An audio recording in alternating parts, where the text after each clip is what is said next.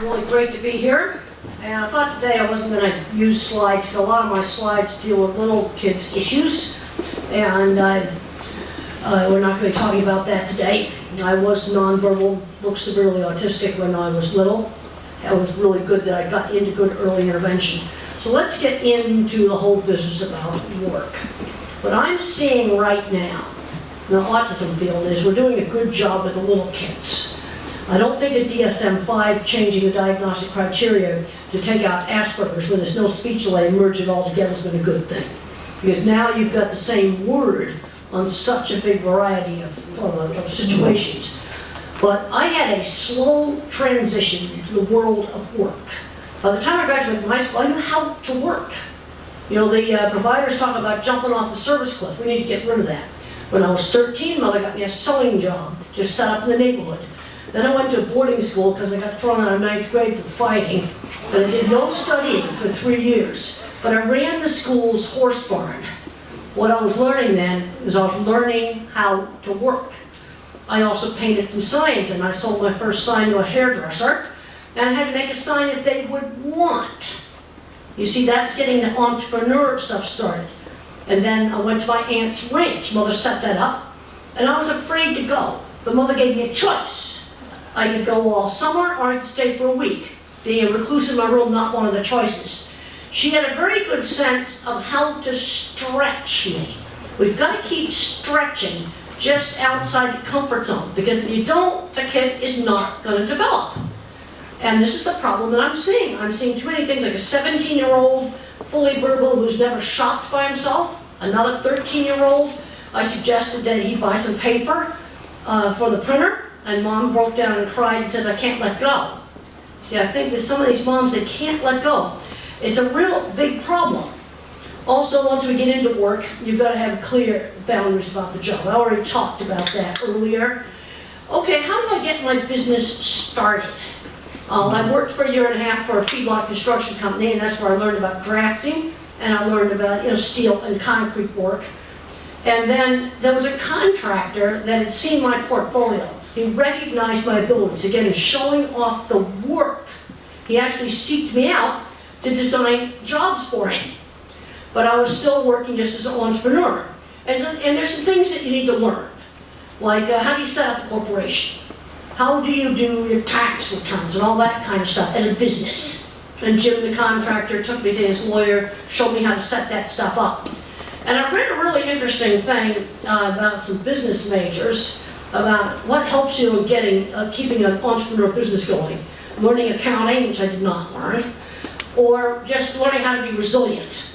I had some problems, and I had some good mentors. And I remember some of the people at the Swift plant, where I kind of made my own self-made internship there. Norb, the plant superintendent, goes, you have to keep persevering. And the cattle buyer goes, trouble is opportunity and work close. And I really, really like the way that Eileen faced it, is dealing with things. You got to keep persevering without doing stuff that's destructive. And I've had some people criticize me, and they say, well, you've been successful because you came from a rich family. Yes, I did. But I want to tell you about a friend of mine, Anita Lesko. She came from a family absolutely poor. She got a job at the hockey arena, the concession stand. Well, she ended up running the Zamboni and the Spotlights too. She got learning all these different jobs. And she is now a nurse anesthesiologist for brain surgeons. Okay, so you can do it. But again, learning how to work at a really young age. We need to find paper route substitutes. Things like walking dogs for the neighbors, volunteer job at a church. And if you're living down in Georgia, and I just got back from doing chicken welfare auditor training, there's always going to the chicken house to pick up the dead chickens. That'd be a great paper route substitute. And I think it's important that it's on a schedule outside the family. If the parents own a business, and like I talked to one mom, they had a real estate office. They had 3 offices. I go, fine, she works in the one that you're not in. Need to be working for somebody else. Now, I've worked with a lot of different skilled tradespeople on every major meat company in the U.S. And I've seen lots of people that I know are undiagnosed on the spectrum. They're in skilled trades. I already discussed how bad it was that these skilled trades and music, theater's not going to get replaced by artificial intelligence and computers. And things that kids can go into for trades and for jobs, they don't even get exposed to it. I have been talking to a lot of people. How do you get interested in a career? I got exposed to beef cattle when I was 15. Somebody else got exposed to theater or music and found out they liked it. And in our department right now, for our regular students, we do internships. And you want them to do a different internship each summer and find out what career they like and what career they absolutely hate. Now, I often ask, what would happen to someone like Einstein today? No speech until age 3. How about Edison, a hyperactive adult high school dropout? And then I just read a review about the mathematician who did all the mathematics that made long-distance landlines work, way back in the early 1900s. Well, I learned is to sell my work with a portfolio. And there's a scene in the HBO movie where I go up and I get the editor's card. I actually did that, and then I wrote articles. So I started writing some articles. Then we got a new boss at the Arizona Farm Ranch. And the new boss didn't like me because I was weird. And Susie, the nice graphics lady, pulls me into her office and says, Jim doesn't like you. We're going to have to get all your articles together in a big scrapbook and show it to Jim. It saved my job. I got a raise. I didn't recognize the warning signs that Jim was getting ready to fire me because I was absolutely, totally weird. And then in doing freelance design work, again, showing a portfolio. It started out with plastic pages with signs in them, and now there's no longer any more hand-painted signs, and then pictures of corrals. And you've got to show the right examples to the right client, because my aunt worked out on the military base, which was right near her ranch, and showing the military guy a little sign I made for my aunt's 3rd grade classroom, that just didn't work. You gotta show the client the right stuff, for that type of client. Implement dealer sign he liked. Children's sign classroom, no, didn't care much for that. You also gotta teach them flexibility. I can remember having one of my early clients didn't like one of my jobs, and I almost quit when Jim the contractor convinced me not to quit. One of the ways to fight the black and white thinking is show there's different ways to solve a problem, even mathematically. You can sometimes have different ways to solve a problem. And this whole problem of dealing with failure can be really, really hard. Let's talk about some of the stuff going on in advocacy. There's advocacy that makes positive change, and there's things that advocates do that can get extremely destructive. I really like Eileen's approach. And when I was at the Women's Hall of Fame, there's a lady named Amy.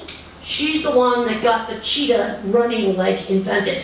She says, I gotta have a leg I can run on. She's a bilateral amputee. And went to some engineers and they came up with a cheetah leg. See, that's the sort of kind of can-do attitude that I really like. Some people, their attitude is, it's suing and a lot of lawsuits. Sometimes it's a big lawsuit that can be helpful. But lots of times it's just destructive. And the amount of money they spend on those lawsuits, they could have spent on more constructive things. People have often said to me that in my cattle design stuff, why do you give all this stuff away on your webpage? A lot of it's in my book, a lot of it's in the webpage. Well, it gets things out there. I have found that places that are the most secretive, I remember this old beef plant was a real dump. And I had to give the drawings back. Usually you don't have to give the drawings back. Give the drawings back, sign all these papers. And you know what the secret is? Whether that's secretive, it's obsolete. And I am saying that absolutely seriously. But there's situations where, heat can soften steel. Like some of these videos that got put out there of animals being treated badly. I could run in and bend the steel. Sometimes a little heat can be helpful. But then you got to get changing culture. Let me just talk about an interesting thing that happened in animal welfare. I was hired in 1999 to train McDonald's food safety auditors to do an animal welfare audit, a really simple outcome-based animal welfare audit. And it was interesting seeing these executives go out and see things in the field for the first time.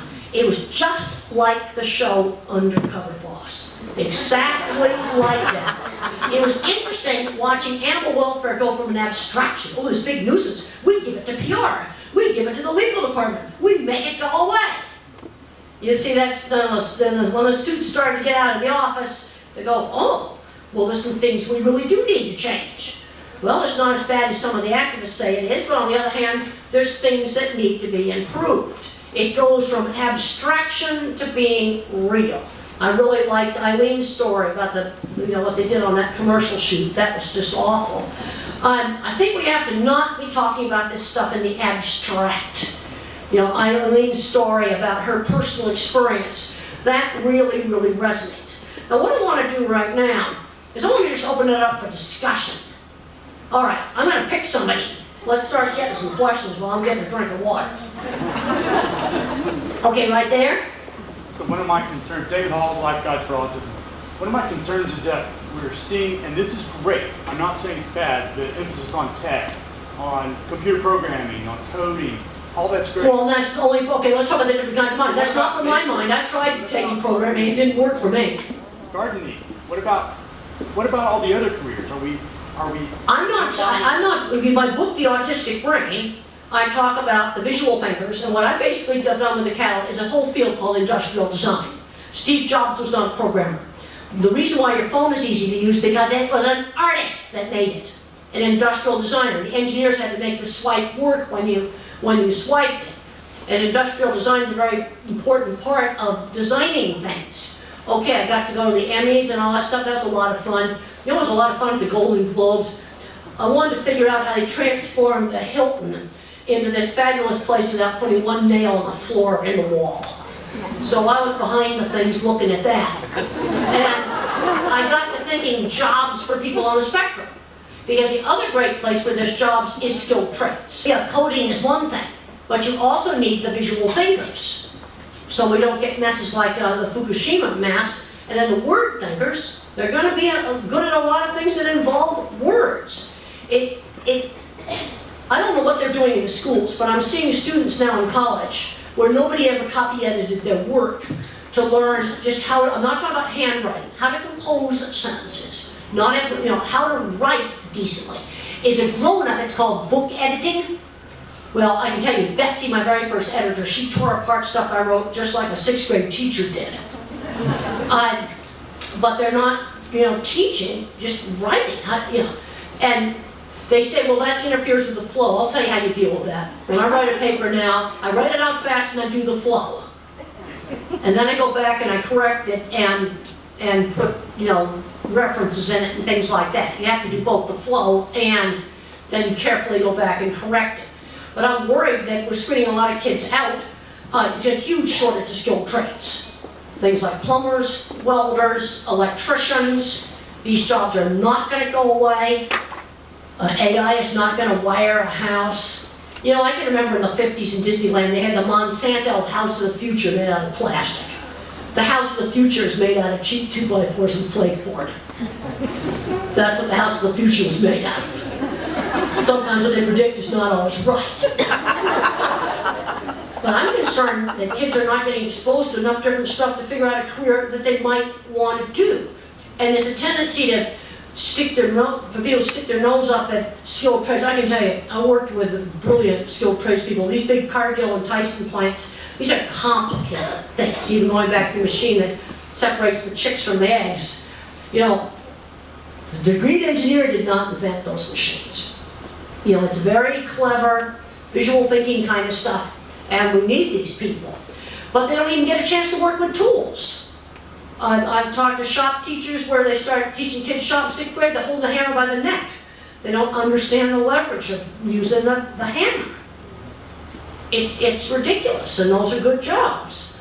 And then I'm seeing the kid maybe get a PhD in something, maybe in computer science, but hasn't learned how to work. And then they can't keep a job because you do have to do the programming that the company wants. Okay, let's get another question right there. Do you have any solutions? Use the microphone. Use the mic. Yeah, there's a mic right there. Do you have any solutions for what we were talking about earlier with our kids who are addicted to video games? We're going to have to wean them off slowly. My book over there, The Loving Push, shows the research. It's ugly. What little video game playing I've done is like a drug. These kids are not getting good jobs in the video game industry. They're not learning programming. See, in the old days, when kids played video games, they learned programming, back in the DOS days, and they had to do all those commands, but not now. We're going to have to wean them off and replace it with something else. How about some auto shop?